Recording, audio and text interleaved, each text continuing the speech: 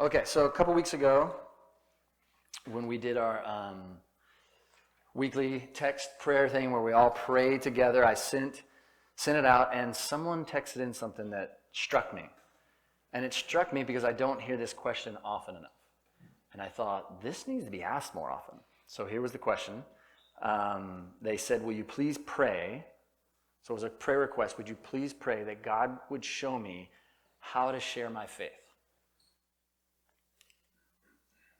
And when it stuck out to me, I thought, wow, that's rare, which is weird because it shouldn't be rare. It should be more common. But let's face it, we all have these different fears, don't we? Like if I said, we're about to start a series on evangelism, you'd go, okay, well, I think I'm going to do some different things on Sundays because that scares the heck out of me. Or if I said, hey, next Sunday, instead of just all meeting together, we're going to go out and share our faith. It'd be like, is that an ulcer? Like something would kick in. I want to encourage you, you're not alone. And it's because our perspective of what that means to share our faith is off.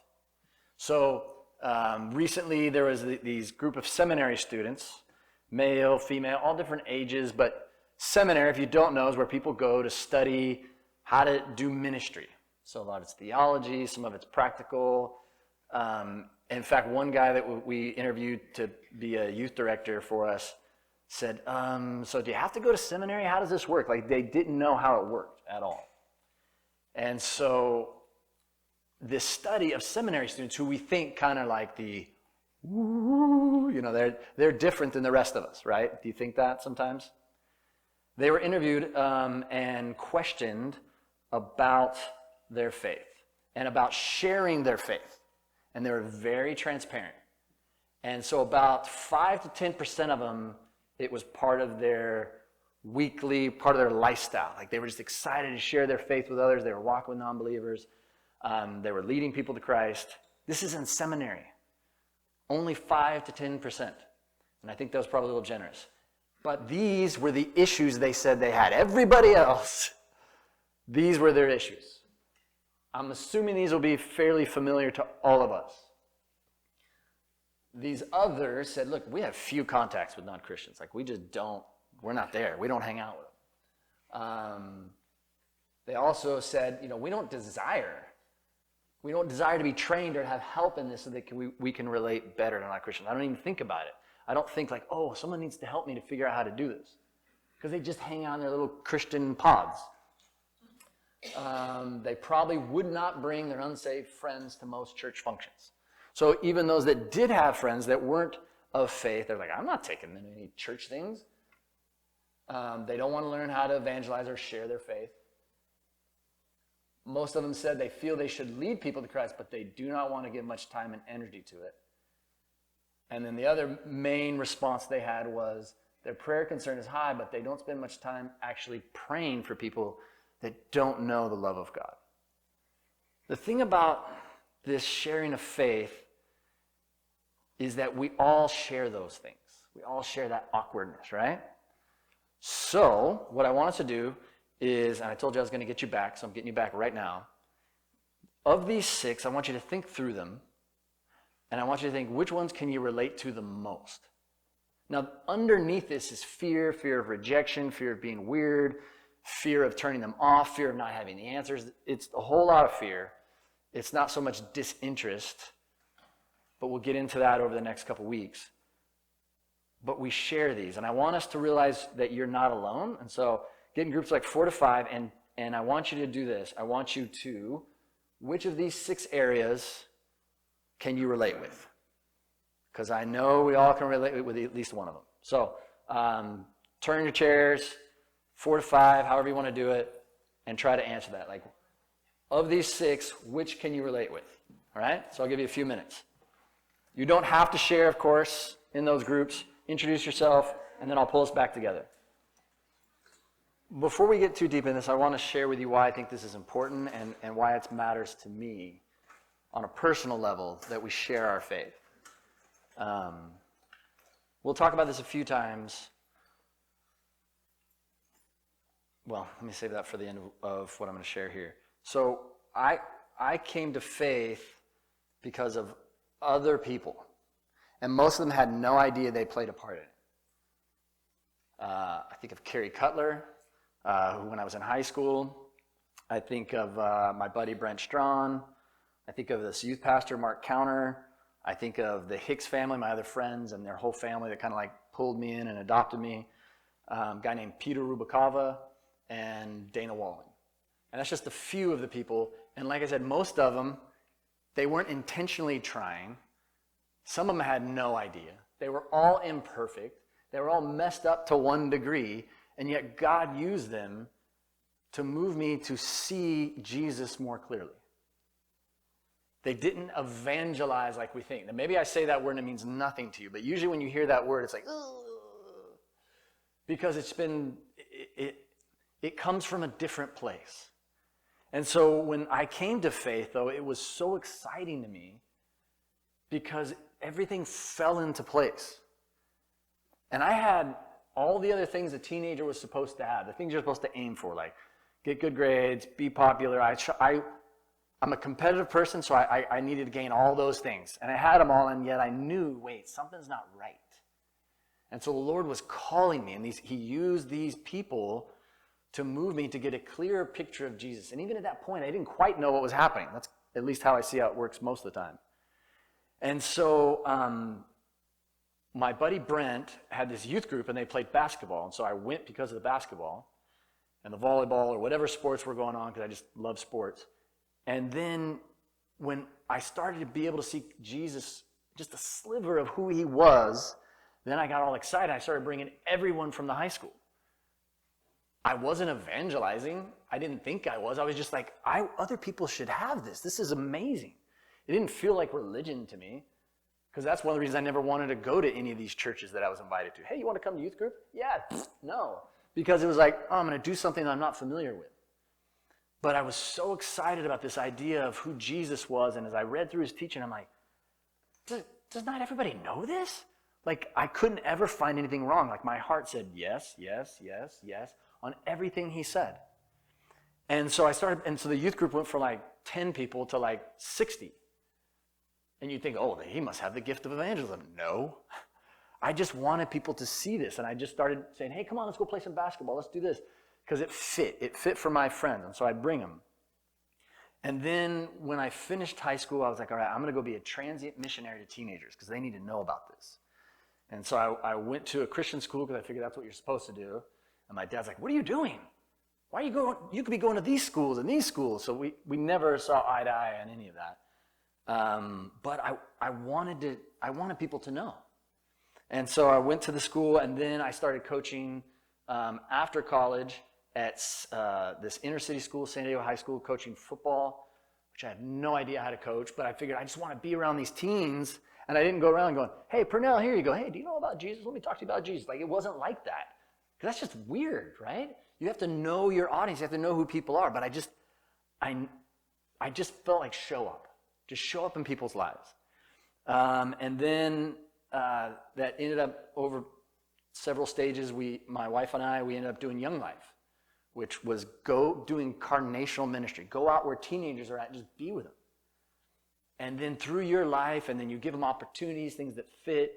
And like one guy said, you tricked me with all the fun, man. And then as I got there, I didn't care about that anymore. I just wanted to see Jesus. They didn't want to like go to church and be all religious. It was just like, something's right here. There's all these lies, there's all this confusion, there's all this anxiety, and like, oh. And then down the road, one of my best friends said, let's plant this church, let's go plant a church. So we planted Shoreline, which is right over there now. And then from that, then the Lord put on our heart to go plant branches, and I was like, Lord, you know I'm not a church planter. So my answer is no. And then He just broke through and said, oh, really? And so here we are.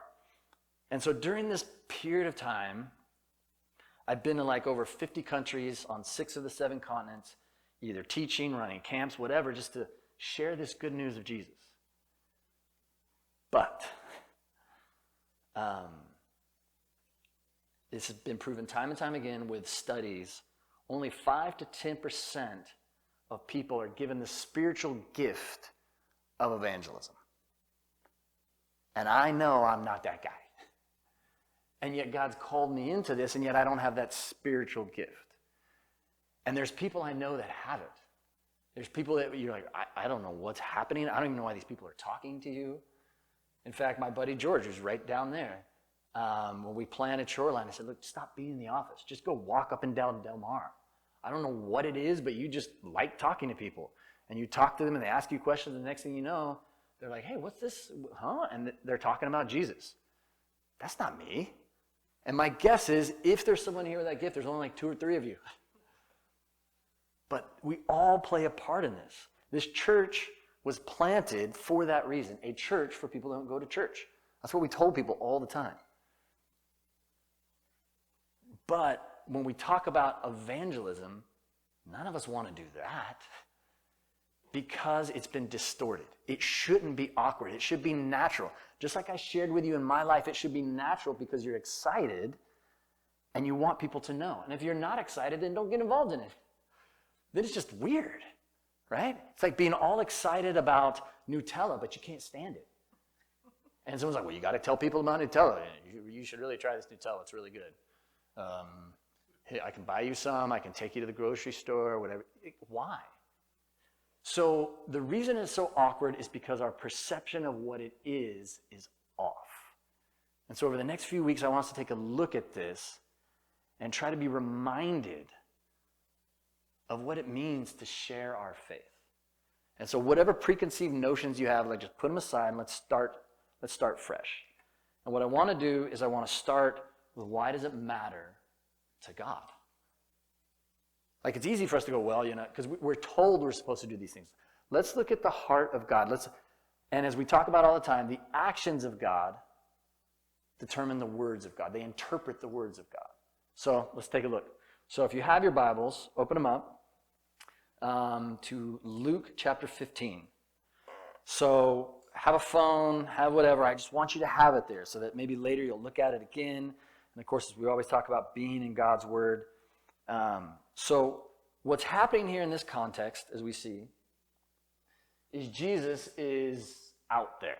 And we looked at this passage earlier as we were talking about the importance of the shared meal. And so he's having this shared meal, and the tax collectors and the other notorious sinners. That's my new favorite word, by the way, notorious. I think I've used it 3 weeks in a row.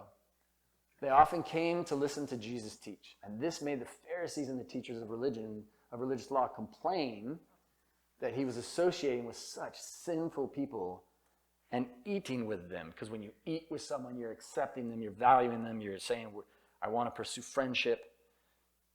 And so they asked, basically, is there grumbling in some of your translations? It'll say, they're basically saying, God, Jesus, why are you sharing this? Why do you even bother with these people that are so far out from God, there's no way they would come close? Why are you doing that? Another way to look at it is like, why are you evangelizing these people? But his answer, which we're going to look at, is he's explaining the heart of God. So as Jesus does so often, he teaches with stories because it just makes more sense. Like so often we're like, well, let me get into the theology of this and break it down. But when you share a story, it's like, oh yeah. And so that's why he used this. So he says, he answers them with a story. If a man has 100 sheep and one of them gets lost, what will he do? Won't he leave the 99 others in the wilderness and go to search for the one that is lost until he finds it? Now, when we studied Psalm 23 and went through that series, we talked about what a shepherd does. The average person doesn't have 100 sheep, right? So we know he's talking most likely about a shepherd. And a shepherd's relationship with the sheep is just different. It's not like today, like I got my cattle, there they are, there's the cattle, that's what I'm going to do. We're going to walk around, they bug, like it's more than a pet. And I've had in the past few weeks where people had to either take off work or they couldn't talk because they lost their pet of 13 years or whatever. I mean, people are really attached to their pets. Some of you are like, oh, don't even get me started. I'll just start tearing up. Where's the tissue? And so when it comes to a shepherd and the sheep, it's even more than that. It's because he's walking with these sheep and he's protecting them and looking out for them and spending time with them and cleaning them and caring for them. And when you care for some thing, some living thing, there's always this love that comes with it. It starts with just caring and then it goes somewhere else. And so, well, it's just one sheep. You got 99 others, right? It's like saying, hey, I know you've got 8 kids and this one's really sick, but hey, you got the 7 others, right? Like, it's the stupidest thing to say, isn't it? And so in the same ways, but Billy the sheep, he's missing. Where is Billy? There's this connection. And so Jesus is trying to explain to these Pharisees, like, what do you mean, why am I hanging out with these people? Because if one of them is lost, I'm going after him. I will leave the other 99 in some kind of safe situation, but I'm off. It's never convenient. It's never easy, but I love them so much that I'm going to go and do this. And the way this whole thing is laid out, Luke places one story to another story to another story. And so I want to take us to the next story. Well, let me finish this one up. And when he found it, the sheep, he will joyfully carry it home on his shoulders. There's a little bit before my time, but there's this sweet picture of Keith Green, who's this amazing musician. He's got this sheep on his shoulders, and he's kind of staring into the camera. It's on the front of the album. And that picture is so powerful because many people think that what Jesus is sharing here is him. He's the shepherd that comes for us, the ones that are lost, and will do whatever it takes and put us on his shoulders to bring us back home. And when he arrives, he'll call together his friends and neighbors, saying, rejoice with me because I've found my lost sheep. And he goes into the next story. In the same way, there's more joy in heaven over one lost sinner who repents and returns to God than over 99 others who are righteous and haven't strayed away. And let's say there's a woman. So it goes into this next story. So there's a woman, and she has 10 silver coins, and she loses one. Okay, now before we get into that, you're like, oh, we're going to talk about money. It's not about money. Because those 10 coins, it's a powerful imagery because it's part of the dowry. When a woman would be married, it's like a wedding ring. She'd be given this dowry of these 10 coins. Now, the drachma coin was not round. It was kind of square, or at least squared off. So you know how when you drop a penny or something, it's like it can roll like 4 blocks away? This drachma doesn't go that far. But this woman has these 10 silver coins, and she loses just one. Well, she's got the other 9. Now, the dowry was there to protect the family, but there's something more powerful with it. For those of you who have ever lost a wedding ring, misplaced it, or you know someone that has, they get all freaky about it. It's kind of like when you lose your wallet, like, oh, who's going to grab it? Except they're not like, oh my gosh, there were so many diamonds on that, we got to find it. No one ever says that. That was solid gold. Where did it go? I got to find it because it's gold. It has nothing to do with the preciousness of the metal or of the stone. It's what it represents. Like that ring is a connection to your betrothed, to who you love. And most likely, because the man is never mentioned in this story, she's probably a widow. The men didn't live that long. People didn't live that long. So this woman, and we're going to assume she's a widow, it doesn't clearly say that, but it's more likely, and she still is holding on to these 10 coins. They're meant to be together. It means something to her. It connects her with her husband. It connects her with that life. And because that one is missing, she wants it back. Not because, oh my God, that's a lot of money. It's because of what it means. So when Jesus is being asked, why are you hanging out with these people? He compares it with the love that a shepherd has for the sheep, or the sentimentality, the passion, the compassion that a woman would have towards losing her wedding ring. Because of that love, that's why. And so she's going to go and put a lamp and sweep the entire house and search carefully until she finds it. And when she finds it, she's going to call everybody over because she's already asked. You know when you lose something, like maybe it wasn't in the house, maybe it was over here, maybe it was over there. You're calling everybody, you're texting, you're looking around.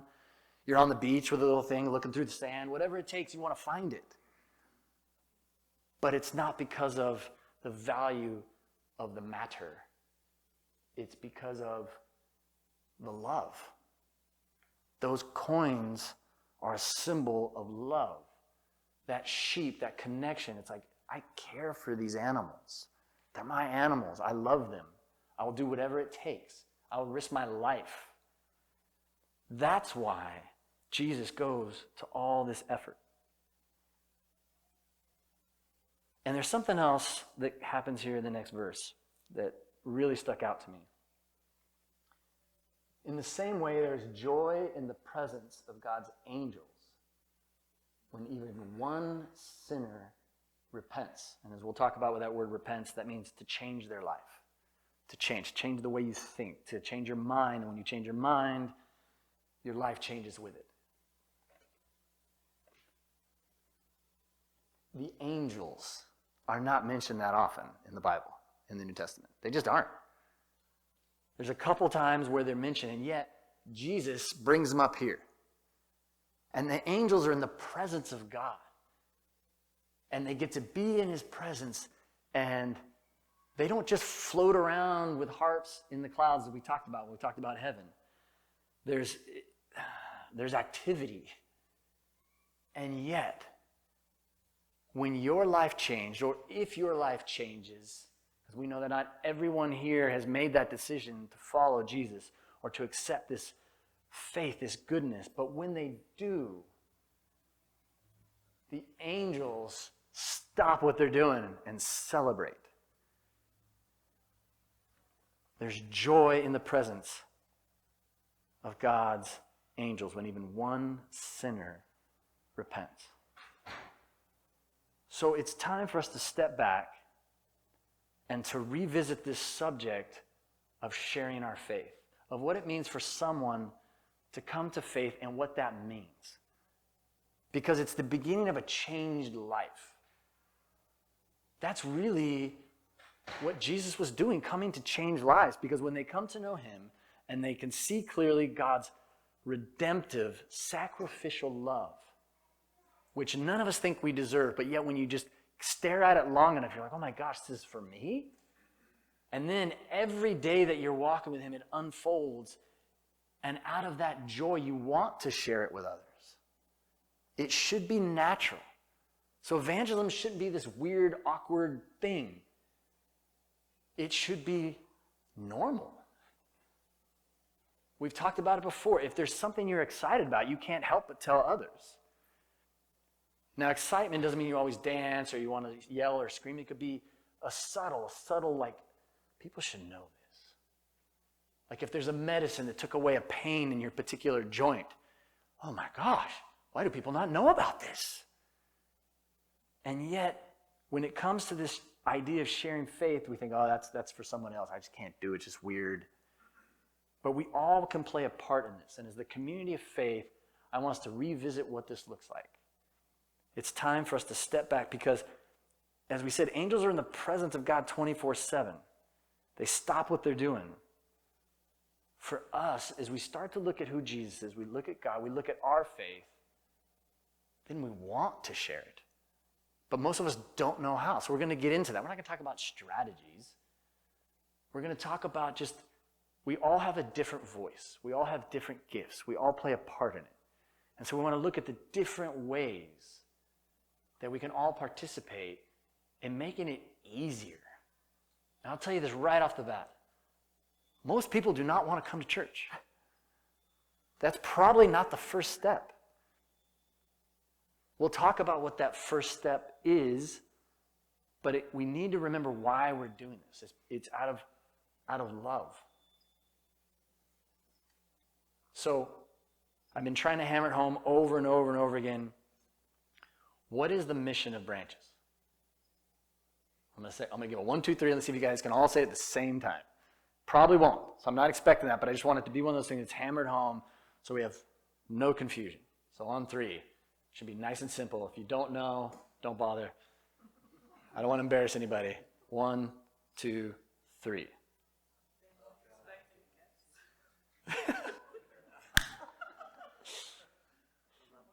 I'm going to keep bringing this home. Love God, love people. That's why I put it on the thing all the time. This is, when we're talking about sharing our faith, it's still part of loving God, loving people. So the next time we do the pop quiz, you know what it is. The reason we're going to talk about sharing our faith is because loving God and loving people. We share with others because we love them. Not because we have to. Well, Jesus said we need to go and do this. No, we look at the heart of God and we just continue that on. That's what we do. So over the next few weeks, we're going to take a deeper dive into this and look at how does that happen. So I'm going to invite the band up. By the way, it was very impressive. You went from the yacht rock, and then as soon as you turned it off, I didn't know it turned off because when you played guitar, I thought it was still part of the same. I was like, oh, I don't know this song. And it wasn't just me. Tyler had the same deal. It was very yacht rock friendly church. Yeah. So if you're able, physically able, join me in with standing. If you worship better sitting down, go and do that. And we'll continue this series over the next few weeks to put more skin on the bones.